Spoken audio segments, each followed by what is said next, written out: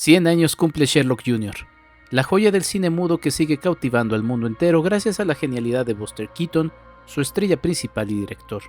Keaton, apodado el hombre que nunca sonríe, era conocido por su habilidad para fusionar el slapstick con una expresividad melancólica que hacía que sus acrobacias y su timing cómico fueran insuperables. Sherlock Jr., estrenada en 1924, es una metáfora del cine dentro del cine, donde Keaton no solo despliega su virtuosismo físico, sino que también explora las ilusiones del cine y la permeabilidad de la realidad y la ficción. En esta película, interpreta a un proyeccionista de cine que sueña con ser un detective y, en su sueño, literalmente entra en la película que está proyectando, convirtiéndose en el personaje principal de la misma.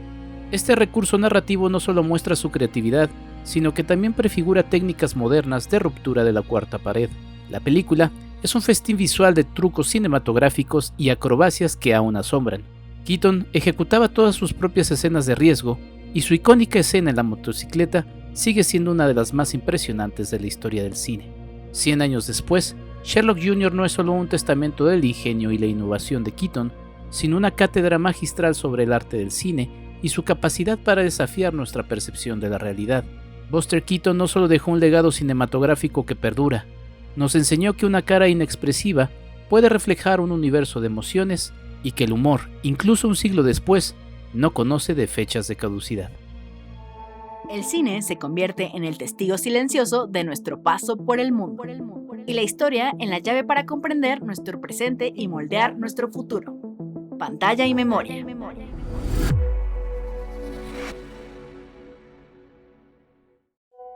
Escríbenos en WhatsApp al 5255 1703 4379.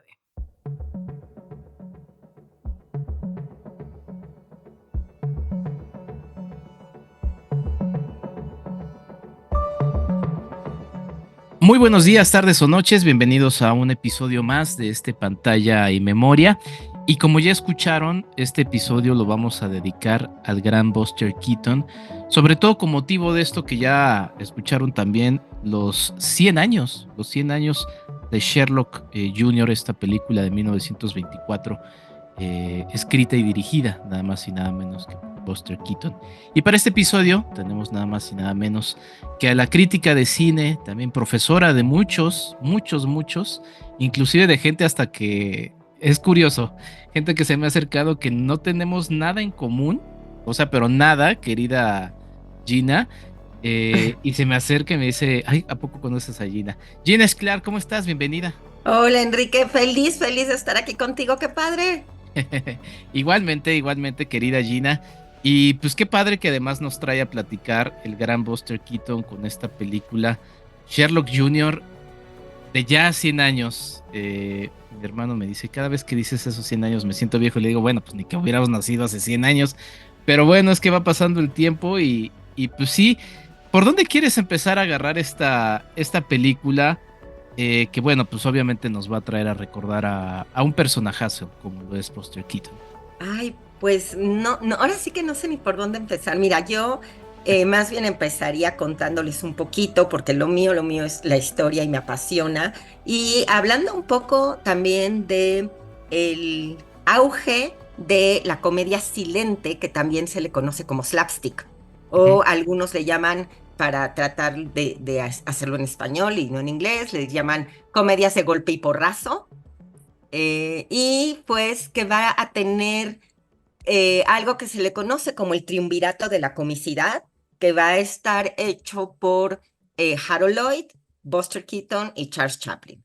Y para mí, pues el que resalta por sobre todos es Buster Keaton. Desgraciadamente no me pueden ver, pero aquí le estoy enseñando a Enrique una edición especial que trae 3 discos de Buster Keaton.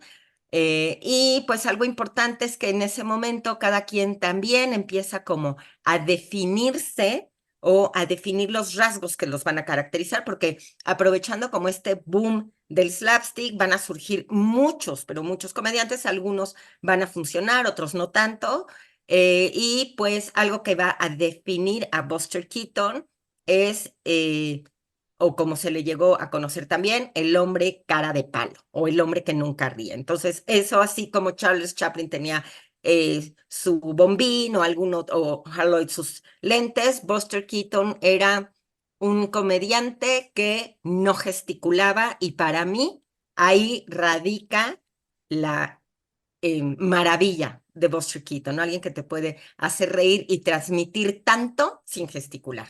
Vamos justamente a platicar de eso, Gina, porque es un tema recurrente, digo, ya en algunas de las nuevas, de la nueva literatura relacionada al personaje de Keaton, que la hay, ahorita la vamos a, bueno, voy a mencionar algunos libros que creo que valen la pena. Por ejemplo, Buster Keaton de Joan Minguet, que es un recopilatorio de citas y referencias de la cultura occidental. Buster Keaton Interviews, que es un libro editado de Kevin W. Sweeney de 2007. Buster Keaton Sherlock Jr., que es justamente un libro dedicado a analizar la obra de Keaton, que es de Andrew Horton. Buster Keaton de Stephen Goudet. Pero en la primera literatura, pues estaba esta comparación, ¿no? ¿Quién es mejor? Y sobre todo, digo, Lloyd, como que lo olvidamos, habrá que hacerle luego un episodio a Lloyd, digo, lo tenemos muy claro por esta escena que se vuelve icónica de él agarrándose del reloj y que después va a ser homenajeada en otras películas, la más célebre quizá Volver al Futuro, ¿no?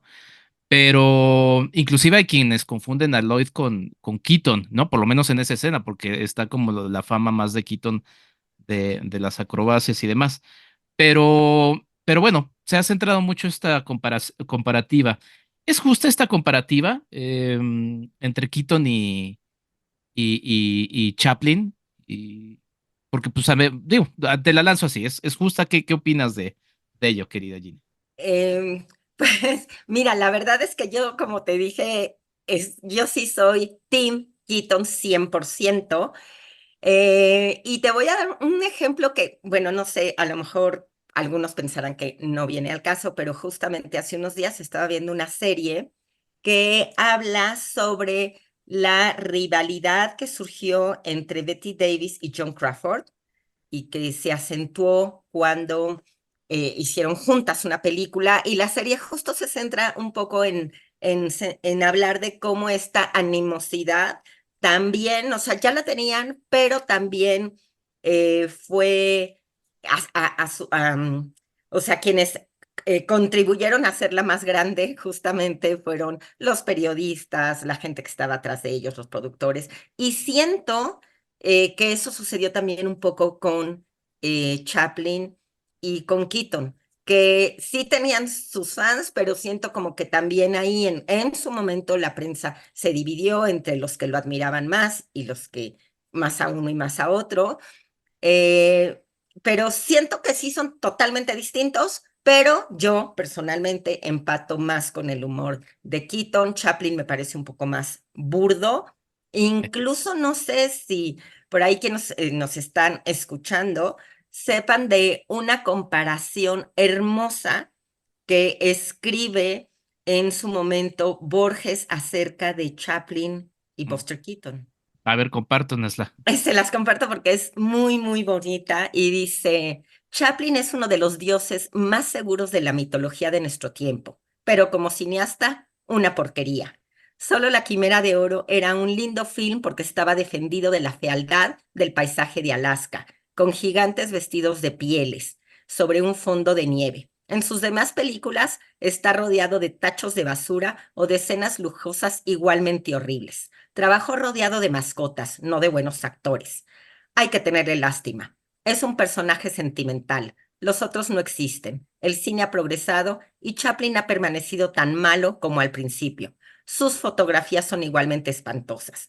En cambio, Buster Keaton era todo un caballero. Ok, duro, duro Borges con esto que por cierto me trae a cita. El asunto de que después de la fama que tiene Keaton, sus películas dejan de distribuirse hasta que finalmente se recuperan. Lo hace justamente un hombre en 1954 llamado Raymond Browhouse. Se recuperan estas películas y vuelve a tener como un revival, el personaje Buster Keaton, inclusive le dan un Oscar honorífico, ¿no? Se va al Festival de Venecia, le hacen una retrospectiva en la Cinemateca Francesa. Digamos que finalmente como que después de haber sido apartado u olvidado, como muchas de las figuras del cine silente, pues logra cerrar un poquito eso. Y justamente ahí es donde empiezan a hablar varios personajes como Buñuel también, ¿no? Dalí y Orson Welles. Yo te voy a leer una cita textual de Orson Welles que también está muy bonita, que dice, y pues va un poquito, digo, no es tan agresiva como la de Borges, pero sí va un poco por ahí, dice Orson Welles, está por encima de toda alabanza, un artista grande, muy grande, y dice también era un magnífico director. En un último análisis, no hay quien se le acerque. Y quiero justamente agarrar ese tema, porque pues sí era mucho mejor director que lo que fue Chaplin, ¿no? Por ejemplo, ya sí estamos en esa comparativa. O sea, y centrándonos, por ejemplo, en Sherlock Jr., o sea, pienso en esta escena en la que está haciendo la de jugador de béisbol, ¿no? Ujú. Y todo el manejo de cámara y cómo termina esa secuencia con el guardia del estadio de los Yankees. Y, o sea, eso es un pequeño ejemplo de que Buster Keaton tenía más dominado el lenguaje cinematográfico que lo tenía Chaplin, que también tenía sus virtudes, digo, pero como director visualmente, pues era muy superior, ¿no? Sí, y yo lo siento, se me va a ir chistoso que diga más polifacético en alguien que justo no gesticula, pero a mí de verdad sí me parece un personaje apasionante. Me encanta que me hayas invitado porque siento que, como tú dices, se han escrito libros, pero me parece que son relativamente recientes. O sea, Sí, como que hubo un momento que Buster Keaton quedó rezagado en el olvido. Qué bueno que tenemos aquí la oportunidad en tu programa de retomarlo, de hablar de él, de todo lo que hizo. Antes de entrar ya como en la película, también me gustaría muchísimo comentar que para mí además empieza con estas características que nosotros ahora llamamos como cine de autor, que es como mm, identificar las constantes de un director, ¿no? Entonces, por ejemplo, él amaba los deportes y prácticamente en todas sus películas o tienen que ver con algún deporte o se hace mención a algún deporte. Amaba las locomotoras y tenía una gran colección y tiene una de mis películas favoritas de él, que es La General, que es divertidísima y pues es como un gran tributo a la locomotora, ¿no? Entonces ya hay como probablemente sin saberlo, pero ya está definiendo lo que se va a conocer como cine de autor. claro, claro, muy interesante eso que mencionas. Yo desconocía que tenía esta colección de locomotoras. El asunto del deporte uno puede también entenderlo quizá también pues por todas las acrobacias, ¿no? Que hacía él. Él provenía de una familia de artistas, ¿no? De hecho, nace durante una gira de teatro. Y forma parte también junto con su papá y su mamá de los tres Keaton, ¿no? O sea, de estos primeros shows que se van haciendo ya por una serie de circunstancias, se van a Inglaterra. Bueno, su papá tiene ahí una historia pues, de violencia para con él, tanto en los shows como de manera ya más casera, y de ahí Buster Keaton regresa a Estados Unidos donde empieza a estallar todo eso. Otro detalle que mencionaste, querida Gina, y que me parece muy interesante y me gustaría platicar contigo, es el tema justo esto del rostro, porque sí es muy característico, ¿no? Algunos autores hablan que mientras Chaplin buscaba un efecto dramático con sus situaciones cómicas, Keaton conseguía con su gesto dramático más bien crecer esas situaciones cómicas, porque tiene mucha magia el verlo, y ya nos clavaremos en la película, con ese semblante parco, ¿no? Que además te va generando, no sé, a mí me da un poco de ternura, ¿no? Porque también hay situaciones ahí como de drama, de amoríos no conseguidos o de situaciones en las que él quiere hacer algo y no lo logra, ¿no? Pero no sé, es muy característico este rostro en el que pues conjuga muy bien esa ambivalencia de todo lo dinámico que resulta ser el uso de su cuerpo y pues el aparente no uso de su rostro, ¿no? Sí, sí, es lo que te decía al principio, ¿no? Me encanta cómo sin gesticular, el hombre cara de palo, pues nos transmite muchísimo. Sí, sí, sí. Pues bueno, si quieres vamos a ir empezando si no tienes algo más previo antes de mencionar, pues a ir desmenuzando un poco Sherlock Jr., que ya como lo escucharon en la introducción, es una película que pueden ver en plataformas como Tubi, ¿no? Que es una plataforma gratuita, y algunas otras películas de Keaton que se pueden ver en Max. Es afortunado poderlo tener de esa posibilidad. Obviamente, pues están las maneras alternativas, pero como dice mi hermano y dice bien, si algo le puede llegar de beneficio, aunque ya no esté con nosotros a Buster Keaton, pues hagámoslo vía las plataformas legales y ya de última instancia las que no. www.enriquefigueroa.mx. ¿Quieres ayudarnos a hacer más contenido? Tu apoyo es fundamental. Entra a www.patreon.com Enrique Figueroa MX y elige entre las muchas recompensas que tenemos para ti, desde un agradecimiento en este podcast hasta descuentos en nuestros cursos, talleres y tours. Únete, sé parte de nuestra comunidad. @Enrique Figueroa MX en TikTok, Facebook e Instagram.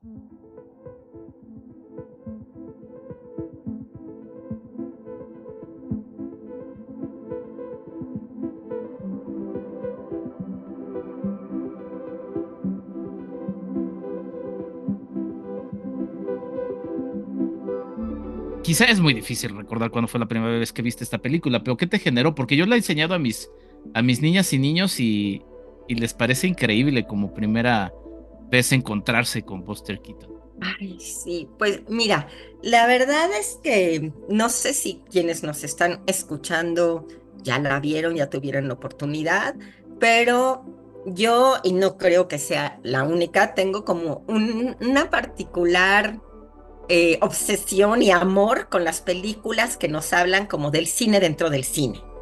Mm. Entonces, a mí, yo sí la vi hace muchísimo, pero no te voy a decir que la veo constantemente, pero efectivamente, al igual que tú, cuando doy clases, la utilizo para curso y hablo justo de este recurso que es hermosísimo. Y creo que hoy se está usando muchísimo, ¿no? Tenemos, por ejemplo, no sé, los Fabelman de Spielberg y todos estos directores que están haciendo esas películas, que es el cine dentro del cine o el homenaje al cine.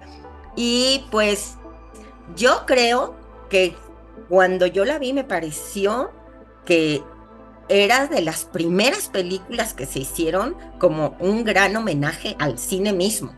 No sé qué opines, pero a mí sí sentí, dije, wow, no sé si haya anterior a esta una película que homenajee al cine per se, por el simple hecho de la maravilla que es el cine. Claro, sí, porque, a ver, justo para la gente, digo, perdón por el spoiler, son 100 años, pero véanla de todas maneras, creo que más allá de la trama, pues justamente es un ayudante, ¿no? Un proyeccionista en un cine, que es el personaje de Buster Keaton, que anhela ser detective. Y entonces está ahí en ese anhelo, tiene un amor que está persiguiendo y que es un poco torpe en poderlo conseguir, ¿no? De manera bastante curiosa y chusca. Pero ahí es donde viene justamente esto que mencionas, porque sí, sí coincido, es un homenaje, pero también es una reflexión, ¿no? Entre esa breve frontera entre lo real y lo imaginario, ¿no? Que se concreta justamente en esta escena que, pues no deja de ser sorprendente, en la que él se queda dormido en la sala de proyección y de repente, pues se desprende, ¿no? Y que ahí vamos viendo justamente esta idea de la frontera entre lo imaginario y lo real, que también nos produce el ver una película, ¿no? Pero técnicamente esta escena, pues es muy interesante. Hablamos de una sobreimpresión, ¿no? De cintas encimadas para conseguir esto. Pero es muy interesante ver este elemento que también tiene algo de filosófico o de ensoñador, ¿no? Sí, ahorita que te metiste un poquitín con lo técnico de la sobreimpresión y demás, Mm. y volviendo otra vez, regresando un poquito a los inicios, y a esta comparación también de Chaplin, por ejemplo, Keaton se aventuró con las técnicas que daba el cine en esos momentos. Por ahí hay una película de él que me fascina, que, bueno, es como mediometraje, durará media hora, se llama Playhouse, y en la cual Buster Keaton hace muchísimos personajes. Hace el de una señora rica, el de un niño que está con su paleta, el de un viejito aburrido, él es el que toca todos los instrumentos. O sea, yo me sorprendí porque ahorita lo ves y dices, ay, qué fácil y con toda la tecnología que tenemos es más sencillo, pero en ese momento, en 1921, en 1927, cuando vuela el, el puente para que pase el tren en la General, o lo que hace ahorita, ¿no? Que a mí me fascina cómo el hombre entra y sale de la realidad y la ficción con la tecnología que se tenía. ¡Wow! Sí, justamente esa escena a la que te refieres es cuando ya está dentro de la pantalla porque se desprende su ser y se aparece frente a la pantalla. Y justamente esa parte la intenté recrear con mis alumnas, niñas y niños, que pues, por eso era la razón de ver la película. Pero sí, se mete en la pantalla. Ya lo que va sucediendo en la película, dentro de la película, pues pierde cierto sentido porque hay escenas que dices, bueno, como por qué están así, si no hay personajes dentro, pero esas transiciones que va teniendo en donde pues él es parte de esa película y ¿no? Porque pues la película va avanzando en cortes de edición en donde pues de repente aparece con leones y de repente se nos caen o aparece en un iceberg o, ¿no? Eh, Nos habla también del ingenio y otra vez, quizá en esta comparativa, de un cineasta que estaba jugando, ¿no? Y hago ahí cita a mis niñas y niños porque cuando les platicaba de qué es el cine experimental, pues un niño muy sabiamente me dijo, pues eso es como jugar, ¿no? Le dije, sí, justamente, eso es como jugar, porque yo también ahí, algo que muchas veces he platicado, querida Gina, para mí el cine experimental más bien era el cine. Ya después le pusimos experimental porque el cine se convirtió en algo más conservador, ¿no? Pero al inicio estos cineastas que inventaron el cine, o sea, los Lumière inventan el cinematógrafo, pero estos primeros directores inventan el lenguaje del cine.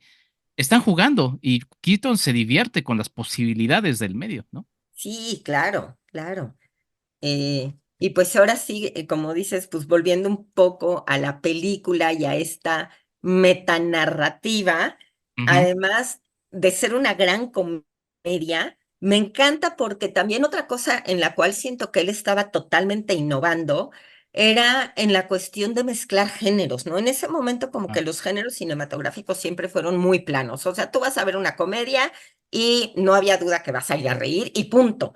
Y aquí sí, pero también mezcla un poquito, por algo se llama Sherlock Jr., ¿no? Mezcla un poquito esta cuestión del investigador. Y, por ejemplo, si ves incluso en la de La Maquinista, que en su nombre es La Maquinista de la General, mete incluso como algo, un poquito de thriller. Entonces, sí, siento que también intentó como ir mezclando un poquito los géneros y eso me fascina. Siento que además es una película que directa o indirectamente ha sido homenajeada. Tú mencionaste ahorita, ay, no recuerdo el nombre de la película que mencionas, que le hace un homenaje abiertamente, bueno, pero ajá, hay libros justamente que hablan de toda la, la influencia de Keaton y bueno, digo, sin ir más allá, pues un Tom Cruise tendría influencia de Buster Keaton, ¿no? O sea, hay muchas cosas que uno, todo el cine de acción, ¿no? Todas estas películas también tendrían influencia, ¿eh? sí, sí, y por ejemplo hay una película que a mí me parece que abiertamente le hace como un yo quiero pensar que es tributo, que es una película de Woody Allen que se llama La Rosa Púrpura del Cairo, Ujú. en la cual Mia Farrow es como que una ama de casa en pleno crack del 29 de Estados Unidos, y entonces lo único que tienes en su vida es ir una y otra vez al cine y queda seducida por la película que está viendo y entra, pero además se da el lujo de entrar y salir de la pantalla, pero yo sí siento que aunque la trama es distinta, pero que obviamente Woody Allen se inspiró muchísimo en Sherlock Jr., muchísimo. Sí, sí, sí, totalmente. Oye, perdón, ahora que lo mencionas, yo estaba platicando de la escena del béisbol, pero esa escena es de The Cameraman, ¿no?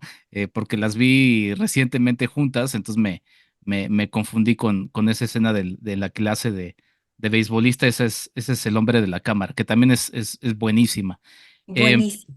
pero sí, y de Sherlock Jr., por ejemplo, estas secuencias que parecen tan simples como en la que está haciendo el seguimiento al hombre que se roba, que se quiere robar a su amor, ¿no? Y que le roba el reloj al papá de la personaje de la que está enamorado Keaton. Cuando lo vas siguiendo y van muy pegados detrás, ¿no? O sea, es muy fácil que se pudieran tropezar, pero ahí hablamos de esos elementos tan sencillos de coordinación, ¿no? Cuando van cruzando la calle y de repente eso lo tenía muy bien medido Keaton y lo explotaba de gran manera para hacer muy dinámicas sus películas y justamente como no había sonido, hacerlas muy físicas, ¿no? O sea, para que la gente pudiera, pues llevarse más justo por el dinamismo de la imagen, ¿no? Sí, y otra cosa que también he leído y además es notorio, que Buster, bueno, si saben, Buster quiere decir como estropajo, y él empieza con sus papás en un show que es El Hombre Bala, en el cual sale disparado como de un cohete y tiene 4 años, pero lo que sí se sabe es que corporalmente era muy, muy, muy flexible. Nunca aceptó tener dobles en sus películas, las escenas de alto riesgo siempre las hizo él. Y ahorita lo que mencionas es notorio cómo, cómo domina su cuerpo, ¿no? Porque van pegaditos, pegaditos, y tal cual lo dices, no se tropieza. O en la que yo mencioné de Playhouse, hay un momento que hay como una inundación y sale como disparado en una tabla como de surfear y dices, ¿cómo puede tener ese control de su cuerpo?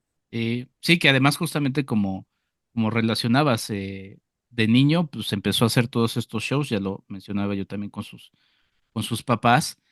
Y de ahí inclusive hasta se dice que Houdini, el mago, menciona el What a Buster, ¿no? Y que también Ujú. finalmente se va quedando para su nombre, porque su nombre era otro, no era Buster Keaton, tenía otro nombre, ahorita se los recuerdo. Pero el asunto era Joseph Frank Keaton, el nombre de Keaton, que además nace en 1895, el mismo año del cinematógrafo, ¿no? Pero sí, o sea, esas caídas como suaves, o sea, trataba de caer suave. Ahora sí que era antes del parkour, ¿no? Que es este deporte extremo en donde la gente va como saltando de edificios y todo, que creo que sí es un poquito la misma idea, porque cuando cae, por ejemplo, en Sherlock Jr., de esta pluma enorme, porque está como en un segundo piso en el techo, y va a aterrizar en un auto pues tiene que hacer esas caídas sencillas. También cuando está en el tambo de agua, en la escena del tren, todas esas caídas tiene que hacerlas simples porque finalmente pues va a llevarse su impacto, pero se ve tan elegante que no te duele un poquito así como el parkour ahora que lo pienso. Sí. Sí, me gustó lo que dijiste, que lo hace muy elegante. Sí, creo que es lo que, y pues por eso lo dijo Borges, era todo un caballero, y sí se nota como todo lo que él hace, yo le pongo un poquito a todos estos actores que eran casi como coreógrafos, y el slapstick, o el cine silente, o el cine mudo, como le llaman algunos, tiene eso, son muy coreografiados todo lo que hacen, ¿no? Entonces, es hermoso. Y la verdad es que es un gran trabajo el de Buster Keaton. ¿Algún otro elemento o momento que te guste de Sherlock Jr.? Pues la verdad es que toda la película me gusta muchísimo cuando él va a ver, está viendo como el reloj en el aparador y encuentra, ¿no? El precio del reloj. Me parece increíble. O esa también primera escena en la que está justo antes de comprar lo que le va a llevar a la chica y que está en el montón de basura, ¿no? Y que se le queda pegado un papel y entonces trata de deshacerse de él. Sí, nos habla de una genialidad muy interesante de Buster Keaton. Ahora, me gustaría también hablar de otro tema que creo que es importante y ya lo mencionaste tú. Orson Welles, por ejemplo, que también cité, pues sufrió mucho con la industria, ¿no? Y con el control de la industria por sobre de él. Eh, el control de los productores, era una industria en donde los productores inclusive tenían más poder que los propios directores, ¿no? Algo que también le echó a perder películas a Orson Welles, ¿no? Eh, y que bueno, ahí ese será otro episodio, ¿no? Hablar de Orson Welles. Pero, pero Buster Keaton lo sufrió y lo mencionaste tú. Buster Keaton ya, o sea, era un autor. Y en esta película, Sherlock Jr., él la escribe, la dirige, pero posteriormente, al vender como sus derechos o al contratarse para con la MGM, ¿no? La famosa Mayer, cede un poco eso y pierde un poco el control de sus películas, algo que empieza a hablarnos también del por qué su desaparición, eh, pues más allá también del asunto del cine sonoro que aparece en 1927, pero hay muchos teóricos que hablan de que es más bien el final de la decadencia, ¿no? Porque pues le quitan su derecho a opinar sobre sus propias películas, ¿no? Sí, fíjate que yo he buscado ahí en un par como de libros y de referencias qué lo lleva a tomar esa decisión. Mm, Y, por ejemplo, encontré por ahí algo muy curioso que decía que Buster Keaton cayó en el alcoholismo, ok. pero como que nunca o no he encontrado realmente una referencia fidedigna. Ahora sí que, ¿qué fue primero? Sí, Mm, porque cayó en el alcoholismo, tuvo que tomar la decisión de venderse, de venderse a la MGM, o después de haber tomado esa decisión que fue brutal y de decir, ¿qué hice? Es que cayó en el alcoholismo, ¿no? Pero cualquiera que haya sido primero, también nos habla de qué sucedió porque también muchos alumnos luego me dicen, pero ¿por qué es más conocido? Y sí les comento esto, ¿no? Después de caer en el alcoholismo, él estuvo recluido en una clínica mucho tiempo y estos años son los años de mayor esplendor para Chaplin, por ejemplo. Entonces, claro, mientras son estos años increíbles, tenemos a un personaje que está recluido y eso también hace como que se borrar un poquito de la escena. claro. Pues sí, es una buena pregunta que habrá que indagar, porque pues si a él algo le gustaba era justamente eso, ¿no? Y queda patente en sus películas. Posterior a esto, Buster Keaton pues, sobrevive haciendo anuncios, ¿no? Trabajo de todo tipo, hasta que finalmente, y pues ahí también entre los chismes se dice que la Mayer es la que impulsa el darle el Oscar honorífico, ¿no? Eh, no sé si con culpa, porque no sé si la Mayer y con este representante tan horrible que también merecerá algún episodio, ¿no? El director de esta productora. Pero sí, en 1959 le ofrecen ese Oscar honorario y eso le da una nueva vida. Aparece en 1965 en dos cortos que se llama Railroader y Film. Y finalmente, de alguna manera, no se va tan sin la luz, ¿no? Pero sí hubo un periodo de época, y justamente también porque sus películas no se distribuían y demás, en donde desapareció, ¿no? Y ahorita, hoy a un día, pues yo creo que, pues sí, Chaplin sigue siendo el más célebre, ¿no? Sería Chaplin, Keaton y ya hasta el final Lloyd, dentro de esta Pero, triada que decías. exacto, pero fíjate que Lloyd era el que mejor ganaba de todos. Mm, Uno pensaría que no, pero tenía una casa espectacular con veintitantos cuartos y, o sea, de los tres era el que más ganaba y curiosamente es personalmente como que el que menos me gusta. Pero ya para retomar rapidísimo, que me preguntabas como qué escena o con qué me quedo de la película, sí, siento que Buster Keaton cuando la hizo cuando hace la de Sherlock, se quedó con tantas cosas que decir acerca del cine dentro del cine y el homenaje al cine, que siento que por eso después va a ser cameraman. O sea, como que, claro. aunque no es una segunda parte, obviamente no lo es, pero yo la tomo así, ¿no? Yo digo, es que es como un díptico del cine. Ya ves, ahí me justificas con haberlas confundido.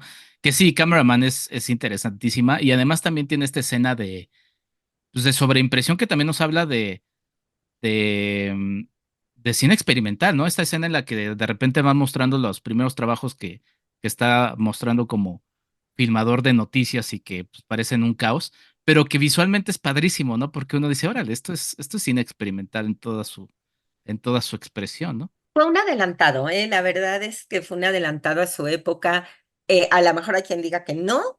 Yo digo que tecnológicamente, o sea, en cuanto a la técnica, sí se adelantó muchísimo. O sea, sí aportó muchas cuestiones técnicas que ni Harold Lloyd, ni, por ejemplo, muchas secuencias de la película del reloj, la del hombre mosca, están hechas con maqueta. Y sí se ve como evidentemente las maquetas, que está bien, era la posibilidad de la época, pero creo que Keaton sí se aventuró y que fue un paso más allá. Ah, ¿por qué poner esta maqueta? Sí, la cámara me permite hacer esto, ¿por qué no? Incluso en los libros, si tú lo sabes, en uno que mencionaste, que yo aquí también lo tengo, hablan de eso, ¿no? Que Ujú. Keaton lo primero que hizo fue, cuando tuvo una cámara, fue romperla y en los pedazos dijo, ahora quiero que me enseñen para qué sirve cada uno de estas piezas y qué son. Entonces sí siento que vio qué posibilidades y no se limitó con las posibilidades que había en ese momento. Claro. Esta escena de cameraman en la que va subiendo y bajando pisos para contestar el teléfono, ¿cómo la hizo? ¿Tú sabes? Porque es fascinante. Sí, es de esas cosas que uno ve y dice, ¿cómo? ¿Cómo le hizo? Sí, sí, sí, sí, sí, es increíble. Sí, pues sí, eso habla justamente de ese elemento, ¿no? La innovación que tenía. Mira, no lo había pensado así, pero coincido, sí es como un homenaje o una secuela, por así decirlo, porque toda esta escena en la que graba la guerra en el barrio chino, pues es como el mostrar cómo le gustaba filmar. Y bueno, obviamente el trabajo en equipo, que también ya mencioné ahí, o no sé si lo mencioné, hay un libro que justamente recientemente habla sobre, se llama Buster Keaton's Crew de 2014, como decía Gina, mucha literatura es reciente en donde habla de todo el trabajo de camaristas, electricistas, directores, asistentes, escritores, porque a él también le gustaba hacer brainstorming, ¿no? Le gustaba hacer reuniones en donde todos aportaran desde el barrendero que estaba ahí hasta la gente que hacía edición. Em, una pena, Gina, siempre uno que ve estas películas y cuando de repente uno va a las salas de cine tradicionales, comerciales, y se encuentra con cada cosa, por no decir otra cosa, que estas películas no tengan cabida. O sea, Sherlock Jr. yo no la he podido ver en una sala de cine y es una pena porque son películas hechas para ello, ¿no? Sí, sí, ciertamente. Deberíamos abogar porque hubiera una retrospectiva o algún homenaje o algo y poder, efectivamente, yo al igual que tú las descubrí, me acuerdo justo cuando vi la de Sherlock Jr. fue en un pequeño cineclub y cuando digo pequeño no es solamente por lo chiquito, sino no fue en una gran pantalla, era una pantalla un poquito más grande que una tele, pero tampoco fue así. Me encantaría verla espectacular, ¿no? En una pantalla todo lo que da. Claro, claro. Pues ahí está, Sherlock Jr. cumple 100 años en este 1900, bueno, en aquel 1924, hoy 2024, y nos trae a la memoria un personajazo como Buster Keaton. Véanlo, la verdad es que, les digo, yo la presento a mis niñas y niños y aunque no hay diálogos, que pues, es algo que luego les saca de onda de inicio, se dejan enganchar por la magia de este cineasta. Y ahí es justamente cuando vemos que un cineasta es bueno. Querida Gina, ¿algo con lo que quieras cerrar sobre Buster Keaton antes de despedirnos? Pues nada, que ojalá, como dices, revalórenlo, tráiganlo otra vez aquí. No, no hay que dejarlos en el olvido. Y pues nada. Cursos, algo que estés dando, ¿dónde te puede encontrar la gente que quiera seguirte? Pues justamente empiezo un curso con la directora Pussy Cortés. Empezamos un curso en la Cineteca Nacional, muy interesante, la verdad, que se llama Los directores, los temas y los directores, sus actrices y sus temas, donde pues vamos a hablar de la relación que tienen los directores, no solo con las actrices, sino con estos temas a los cuales vuelven una y otra vez. Buenísimo, pues ahí está. Busquen en la Cineteca Nacional, en todos los medios de la Cineteca Nacional sobre este curso y por favor sigan a Gina. Es fascinante platicar de cine con Gina, como ya lo escucharon y la tendremos como ya les dije en este podcast, en esta nueva versión del podcast ya tendremos invitados más seguido. Gracias Gina, Gracias, Enrique, un abrazo. un abrazo y gracias a todos ustedes también y sobre todo gracias a Buster Keaton por el cine que nos deja y que nos sigue divirtiendo. Yo soy Enrique Figueroa, nos escuchamos en un próximo episodio. Todos los martes un nuevo episodio, los jueves de repente algunos sobre actualidad. Esto es Pantalla y Memoria. Hasta la próxima. Pantalla y memoria. El arte de recordar a través del cine. Un podcast de Enrique Figueroa MX.